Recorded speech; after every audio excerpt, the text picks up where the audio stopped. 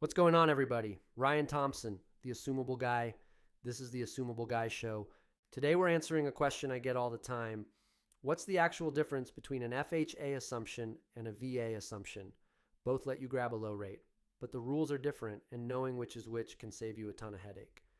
This one's for buyers, but sellers, stick around. There's something in here for you too. Here we go. So, let's start with what they have in common, because that part's simple. FHA, VA, and USDA. All three of those loans are written to be assumable. It's baked right into the loan documents. That means the seller can transfer their loan and their rate straight into your name. A rate in the 2s or 3s that you could never get today, right? And just so we're clear, this is fully legal. The lender is involved the whole way. This is not subject to. Keep it clean, keep it legal. Okay, so if they're both assumable, what's the difference? It comes down to two things: who's allowed to assume the loan and what you have to do once you've got it. Let's take FHA first because it's the more straightforward of the two. An FHA loan can be assumed by basically anyone who qualifies. You don't have to be a veteran. You don't have to be anything special. You just have to qualify like you would on a normal loan. Decent credit, steady income, the usual. And here's something a lot of people don't know. The acceptance rate on FHA assumptions is really high. If your offer is competitive, you're looking at around a 90% yes. That's huge. But FHA comes with one big rule. You have to move in. FHA is for owner occupants. So you can't assume an FHA loan and turn it straight into a rental property. You've got to actually live there. Now, little hack for you. House hackers love this. I had a couple, Ben and Liz, assume an FHA loan.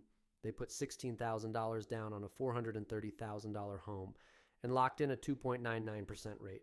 They moved into one bedroom and rented out the others, on paper, owner occupants. In reality, the tenants are covering most of that mortgage. That's how you make the occupancy rule work for you. One more FHA thing: you generally can only have one FHA loan at a time, and if you want a second one, they've got to be 100 plus miles apart. So FHA is amazing for your home, your house hack. It's just not built for stacking up a bunch of rentals. Now let's talk VA. This is where it gets interesting. First, the myth I have to kill every single week, and I want to make this super clear. People think VA loans are only assumable by other veterans. Not true. Everyone can assume a VA loan. Everyone. Veterans, non-veterans, investors, first-time buyers, everyone. The catch is on the seller's side, not yours. For a non-veteran to assume a VA loan, the seller has to be willing to leave their entitlement with the property.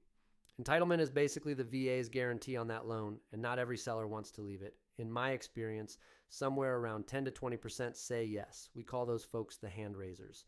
I call every single listing agent to find them. So here's the thing most people don't realize about VA. It's actually more flexible than FHA in one big way. If you're a non-veteran and the seller leaves their entitlement and you're not substituting your own, there's no occupancy requirement. Let that sit for a second. That means you can assume a VA loan and rent it out from day one. No moving in. Straight to investment. That's the one thing FHA won't let you do. A couple other VA perks. There's no minimum credit score on a VA assumption. It's not that they ignore credit. They care about the story behind it.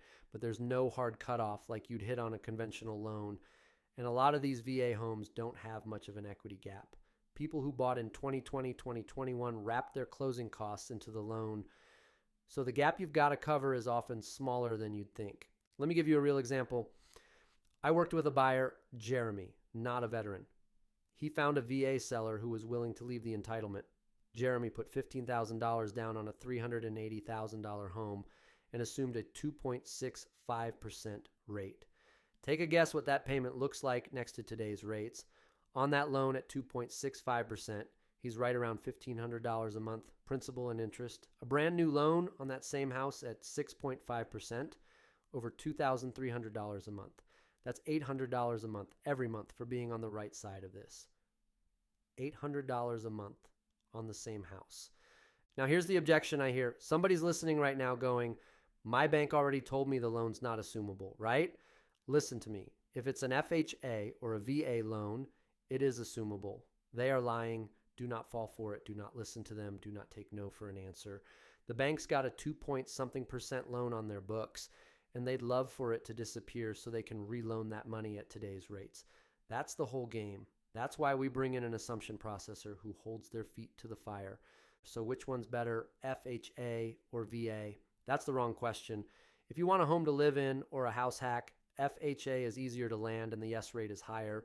If you want a straight rental with no moving in, you want a VA loan with a seller who'll leave the entitlement. Different tools, different jobs. The move is to know both. So when the right deal pops up, you know exactly what you're looking at.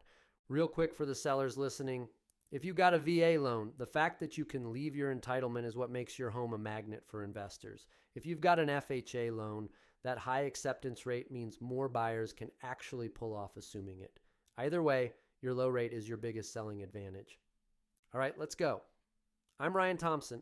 This is the Assumable Guy Show. If you found a home and you're not sure if it's FHA or VA or what that means for you, hit up assumableguy.com or DM me on Instagram at the.assumable.guy. I'll run the numbers for you. No pressure, just math. Next episode, we're getting into how to calculate your remaining VA entitlement. If you're a seller wondering how much you keep or whether leaving it means you can never buy again, this is the one that clears it all up. You're going to be surprised how much you've still got. See you on the next one.